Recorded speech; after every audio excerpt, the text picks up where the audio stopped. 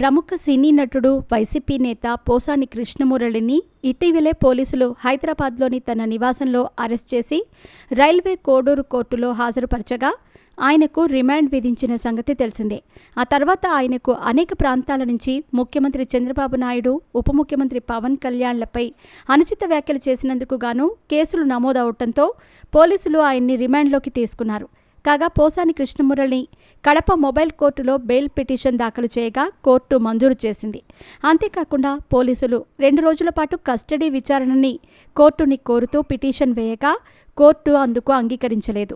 అనుచిత వ్యాఖ్యల విషయంలో కస్టడీలోకి తీసుకుని విచారించాల్సిన అవసరం లేదని కోర్టు చెప్పుకొచ్చింది. దీంతో పోసానికి భారీ ఊరట లభించింది. కానీ మిగిలిన కేసుల్లో ఆయనకు ఇంకా రిమాండ్ కొనసాగుతోంది. టీడీపీ, జనసేన అభిమానులు పోసానిపై పోక్సో కేసు వేయాలని చూస్తున్నారు. ఎందుకంటే ఆయన గతంలో పవన్ కళ్యాణ్ కూతుర్లపై అనుచిత వ్యాఖ్యలు చేసిన సంగతి తెలిసిందే. అదేవిధంగా ఆయన తల్లిపై కూడా ఘోరమైన వ్యాఖ్యలు చేశాడు. దీంతో పోసానిని రిమాండ్స్ ద్వారానే 6 నెలలు వివిధ పోలీస్ స్టేషన్కి తిప్పాలని కసితో ఉంది కూటమి ప్రభుత్వం.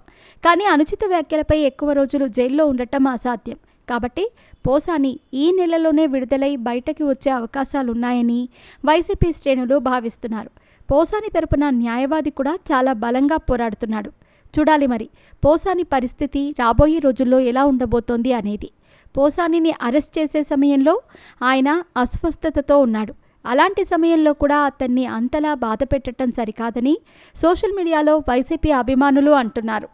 కూటమి నాయకులు ఇప్పటి వరకు బూతులు మాట్లాడలేదా?